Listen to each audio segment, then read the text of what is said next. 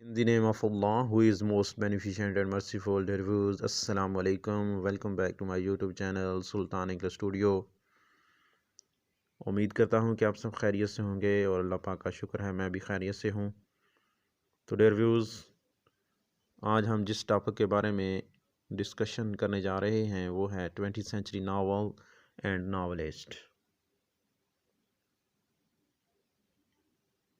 तो वीडियो शुरू करने से पहले आपसे छोटी सी रिक्वेस्ट कि अगर आप मेरे चैनल पर न्यू हैं तो प्लीज़ इसको सब्सक्राइब कर दें and press the bell icon also, ताकि आपको मेरी हर नई आने वाली वीडियोस के नोटिफिकेशन मिलते रहें। तो डियर व्यूज़, चलते हैं अपने असल टॉपिक की तरफ। 20th century novel. First of all we introduce 20th century. In the late 18 and 1900, there was an explosion in the number of novels written and in authors' choice of subject matter, as well as broad experimentation with language and point of view. Late 18 और 19 centuries में एक explosion थी बहुत सारे novels के अंदर जो लिखे गए, and author's choice of subject matter as well as broad experimentation with language and point of view, कि ऑथर की अपनी चॉइस थी सब्जेक्ट मैटर के मामले में, लैंग्वेज के बारे में और पॉइंट ऑफ व्यू के बारे में। At the same time many authors continue to work in traditional veins. इसी दौरान बहुत सारे मुसन्निफ़ीन ने अपने रवायती तरीके से काम को जारी रखा। In the 1900, the novel form took hold in Latin America, Africa, Asia and Australia to a greater extent than ever before. 1900 के अंदर नावल फॉर्म जो है took hold in Latin America, Africa, Asia and Australia to a greater extent than ever before. Novel form के अंदर ये सारी लोग शामिल हो गए, America, Africa, Asia and Australia, जो इससे पहले कभी नहीं हुए थे इतनी हद तक। Many British writer held fast to traditional approaches to novel writing but others experimented with the form. बहुत सारे बरतानवी मुसन्निफ़ीन ने रवायती अप्रोचेस को अपनाया नावल लिखने में, लेकिन कुछ दूसरे लोगों ने फॉर्म के साथ एक्सपेरिमेंट किया नावल की। A major theme of British novel in the 20th century was disillusionment. जो बरतानवी नावलिस्ट थे उनका जो मेजर थीम था 20th सेंचुरीज नावल में वो डिसअल्यूजनमेंट था, धोखाधड़ी, वहम का उजाला वगैरह, इसका मैनी है। Which was one product of a century with two major wars, world war one 1914-1918 and World War II 1939 to 1945 and the final breakup of the British Empire। तो जिसमें से एक प्रोडक्ट, इस सेंचुरी का जो प्रोडक्ट था वो दो मेजर वर्ल्ड वार के साथ अटैच था and final breakup of the British empire, और इसी के साथ ही जब सेकंड वर्ल्ड वार हुई तो ब्रिटिश एम्पायर ब्रेकअप हो गई। First of all 20th century novel के अंदर जो नावलिस्ट है वो जोसेफ कॉनर्ड है। One of the most important English novelist of the early 20th century was Joseph Conrad. ये 20th सेंचुरी के इंग्लिश नावलिस्ट का बहुत ही अहम नावलिस्ट था, who was born in Poland, जो पोलैंड में पैदा हुआ, and did not become a British citizen until he was almost 30 years, यानी वो 30 साल की उम्र में जो है ब्रिटिश सिटीज़न बना, इससे पहले वो ब्रिटिश सिटीज़न नहीं था। Nevertheless, Conrad is considered a master of prose in the English language. कॉनर्ड जो था वो मास्टर ऑफ प्रोज था, प्रोज का मास्टर था, माहिर था इंग्लिश ज़ुबान में। And the turn of the century he published the novel Lord Jim, फिर उसने लॉर्ड जिम नावल पब्लिश किया 1900 के अंदर। ये नावल एक सी मैन के बारे में था जो पूरी दुनिया में घूमता है। And the heart of darkness, और 1902 के अंदर उसने हार्ट ऑफ डार्कनेस लिखा अबाउट इंग्लिश मैन, ये भी एक इंग्लिश मैन के बारे में था, who journeys up the Kangu river in Africa, जिसने सफ़र किया कांगू रिवर का अफ्रीका के अंदर। Second novelist Virginia Woolf, one prominent experimental writer in England was Virginia Woolf. एक बहुत ही वाज़े और तजर्बाकार मुसन्नफ़ इंग्लैंड के अंदर वर्जीनिया वुल्फ थी। In novel such as Mrs Dalloway 1925 and the to lighthouse 1927 she used the stream of consciousness technique, उसने इन दोनों नावल के अंदर स्ट्रीम ऑफ कॉन्शियसनेस को इस्तेमाल किया, which gave the reader access to the character's thought in all their randomness. ये ऐसी टेक्निक है जिसमें जो रीडर है वो करेक्टर की इनर थाट तक पहुंच जाता है,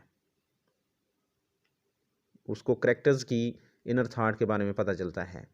Woolf wrote a manifesto for 20th century writer in her essay modern fiction. Virginia Woolf ने 20th सेंचुरी मुसन्निफीन के लिए एक मैनिफेस्टो भी लिखा, इश्तिहार ऐलान, इन हर ऐसे अपने मजमून मॉडर्न फिक्शन के अंदर। Life she argued was not what the 19th century realist plotted. उसने आर्ग्यू किया वर्जीनिया ने कि लाइफ जो है was not what the 19th century novelist plotted, कि ज़िंदगी वो नहीं थी जो 19वीं सदी के नावलिस्ट ने प्लॉट की। Life is not a series of gig lamps symmetrically arranged. उसने कहा कि लाइफ जो है वो गिग नहीं है लैम्प्स का, life is a luminous halo, बल्कि लाइफ जो है वो एक ल्यूमिनस हैलो है, ताज है, a semi transparent envelope surrounding us from the beginning of consciousness to the end. उसने कहा कि ये सेमी पेरेंट इनवेलोप है हमारे इर्द गिर्द, जिसके ज़रिए हम कॉन्शियसनेस का स्टार्ट करते हैं एंड तक। नेक्स्ट नॉवलिस्ट है H.G. Wells and D.H. Lawrence. A good example of the traditional novel is Tono Bungay 1909 by H.G. Wells, which tells the story of a young man rise out of the lower middle class. एक बेहतरीन मिसाल, अच्छी मिसाल रवायती novel की is टोनो बंगे, जो H.G. Well ने लिखा, which tells the story of a young man. ये एक नौजवान की कहानी बताता है जो लोअर मिडिल क्लास से राइज आउट हुआ, उभरा। D.H. Lawrence was another major writer largely untouched by the experimental impulse. D.H. Lawrence एक दूसरा बहुत बड़ा मुसन्निफ है जिसने इम्पल्स के साथ एक्सपेरिमेंट किया, जिसने बहुत ज़्यादा अनटच किया एक्सपेरिमेंटल इम्पल्स को। He achieved recognition with sons and lovers in 1913. उसको जो शोहरत हासिल हुई वो सन्स एंड लवर्स की वजह से हासिल हुई, जो उसने 1913 में लिखा।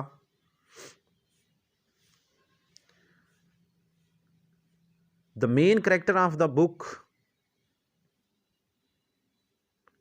ये उसने a bildungsroman novel about the early years of the person's life, इंसान की इब्तदाई सालों के बारे में जो उसने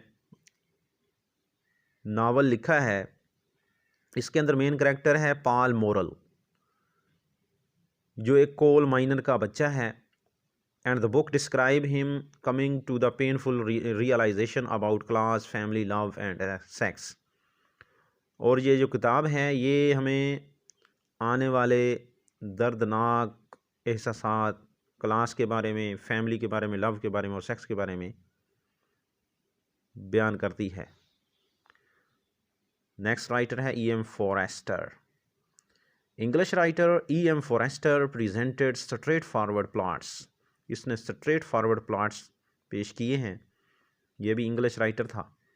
but he also featured symbolism in his books, लेकिन इसने सिम्बोलिज्म का बहुत ज़्यादा इस्तेमाल किया अपनी बुक्स के अंदर। फॉर एग्जांपल इसका नावल जो है अ पैसेज टू इंडिया 1924 के अंदर उसने लिखा अबाउट अ रेशियल टेंशन, ये एक नस्ली तासब के बारे में था इंडिया में। Could only be set in India, ये इंडिया में ही उसने सेट किया, इसको बनाया। Therefore the setting is important on a literal level, जो सेटिंग होती है वो लिटरल लेवल पर बहुत अहम होती है। But India also serves as a symbol, लेकिन उसने इंडिया को एज ए सिंबल भी इस्तेमाल किया अपने नावल्स के थीम के अंदर। The cause of the modern world, उसने जदीद दुनिया की अबतरी को दिखाया है। In the novel tension between the British and the Indian symbolizes the confusion that Forster saw all people experiencing as the world grew ever more complex. और जो नावल के अंदर उसने टेंशन बयान की है ब्रिटिश और इंडियन के दरमियान, ये सिम्बोलाइज करती है कन्फ्यूजन को। दैट फॉरेस्टर ने तमाम लोगों में देखी है दुनिया में मौजूद। नेक्स्ट राइटर नॉवलिस्ट है Aldous Huxley. Aldous Huxley, The Confusion of the Modern World is also a theme of Brave New World 1932 by Aldous Huxley। जदीद दुनिया के अंदर जो कन्फ्यूजन पाई जाती है ये भी थीम है ब्रेव न्यू वर्ल्ड, जो उसने नावल लिखा 1932 के अंदर। Novel describe dark and dangerous future, ये जो brave new world novel Aldous Huxley ने लिखा, ये नावल डार्क और डेंजरस फ्यूचर के बारे में बयान करता है। इन हिज अर्ली नावल्स, उसके इब्तदाई नावल्स में Crome Yellow 1921 and Antic Hay 1923, Huxley mocked chic Londoners in much the way that William Thackeray had done in the 1800s। इन नावल के अंदर हक्सले ने मजाक उड़ाया है लंडनर्स का, जिस तरीके से विलियम ठीकरे ने 1800 के अंदर किया था, स्टायर का इस्तेमाल करते हुए, strip away illusions and to expose corruption.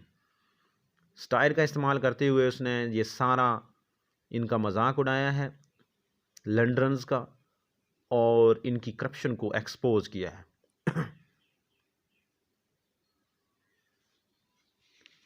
Next writer है Charlotte Bronte. Charlotte Bronte English writer है जिसने first time created Antoinette the insane first wife of the character Mr Rochester in the novel Jane Eyre. ये एक English writer है Charlotte Bronte जिसने Antoinette create किया, ये character है। Insane है, first wife of the character Mr Rochester, पहली बीवी किरदार मिस्टर रोचेस्टर की पहली बीवी जो पागल थी, ये वही करेक्टर है एंटोइनेटे इन द नावल जेन आयर। जो नावल जेन आयर उसने 1847 के अंदर लिखा, उसके अंदर जो करेक्टर मिस्टर रोचेस्टर है उसकी पहली बीवी जो पागल हो गई थी, वही करेक्टर एंटोइनेटे शार्लोट ब्रोंटे ने क्रिएट किया। Wide Sargasso Sea traces how Antoinette became the person Bronte depicts her.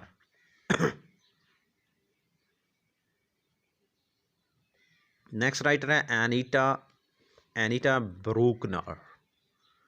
The works of Anita Bruckner, who was also concerned with women and the mercy of a ruthless society, expose the aggression and meanness among members of the free-spirited, supposedly tolerant middle class. Anita Brucker का जो works हैं, who was also concerned with women at mercy of the ruthless society, जो ज़ालम मुआशरे के रहम करम पर औरत को उसने दिखाया है। एक्सपोज द एग्रेशन को उसने एक्सपोज किया, मीननेस कमीनेपन को भी उसने एक्सपोज किया। Among the members of free spirited, जो फ्री स्पिरिटेड थे उनके अफराद के दरमियान। सपोजली टॉलरेंट मिडल क्लास, फ़र्ज़ करें कि वो टॉलरेंट मिडल क्लास थी। Brookner's novel the misalliance 1986 के अंदर उसने लिखा, is a portrait of a woman bedevilled by vulgar reckless and cruel friends. Brookner का जो नावल मिस अलायंस है 1986 में उसने लिखा, इसके अंदर भी उसने एक औरत को दिखाया है, औरत की नक्शाकशी की है जिसको बी डिवाइल्ड किया गया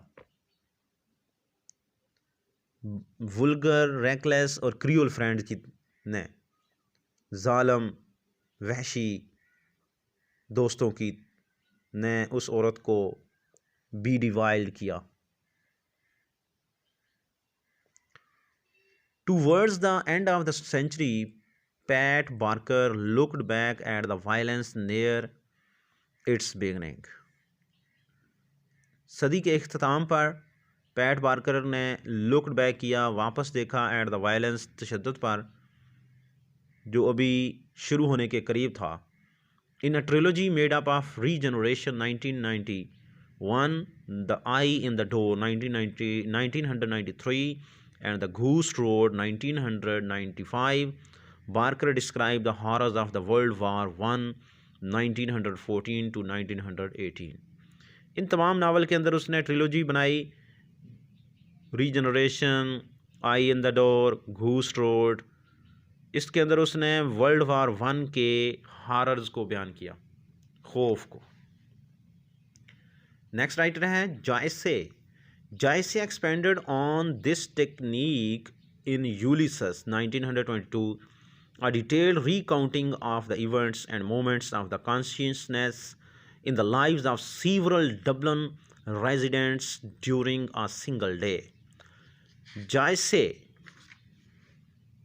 ने एक्सपेंड किया, इसको मज़ीद इसकी वजाहत की, इस तकनीक की यूलिसस के अंदर डिटेल्ड रिकाउंटिंग, दोबारा तफसील के साथ इवेंट्स को बयान किया, मोमेंट्स ऑफ कॉन्शियसनेस को भी बयान किया, इन द लाइव, ज़िंदगियों में, of the several Dublin residents, बहुत सारे डबलिन रिहायशियों की ज़िंदगियों में, during a single day, simple एक दिन के अंदर। नेक्स्ट राइटर है Franz Kafka. A focus on mental process whether conscious or unconscious is also the hallmark of the works of Franz Kafka, a Czech writer whose novels Der Prozess, The Trial, and the Das Seklos, The Castle study the obsessions of characters lost in mysterious social and political environments। Franz Kafka का जो focus है वो mental process पर है, चाहे वो conscious और unconscious shape के अंदर। ये एक हॉलमार्क है वर्क्स का, कामों का, फ्रांज काफ्का के। ये एक सीजेक राइटर है जिसके नावल ये आपके सामने हैं, डेर प्रोजेस, ट्रायल, दास सेक्लॉस कैसल।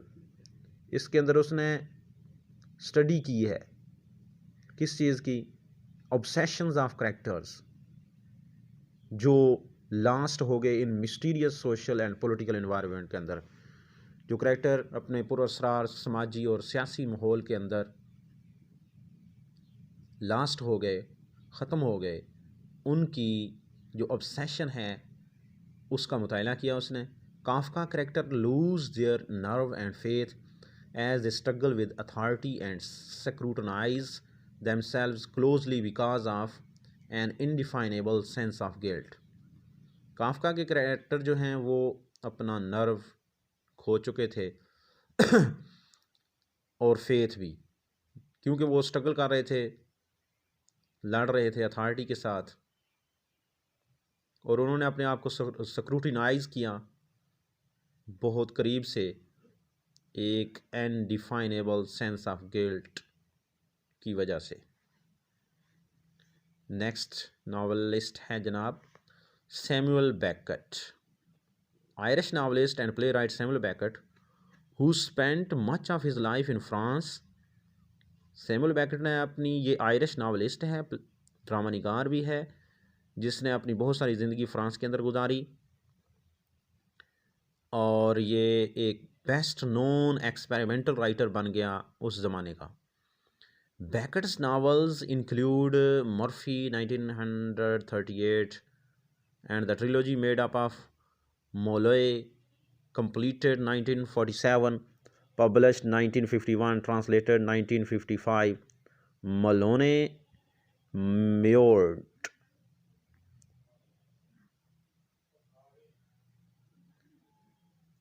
बैकेट जो है इसने बहुत सारे नावल लिखे। मर्फी है, नेक्स्ट है मर्फी के बाद मेलोने,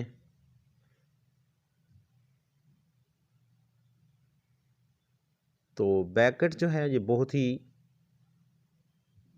बेस्ट नावलिस्ट था अपने ज़माने का।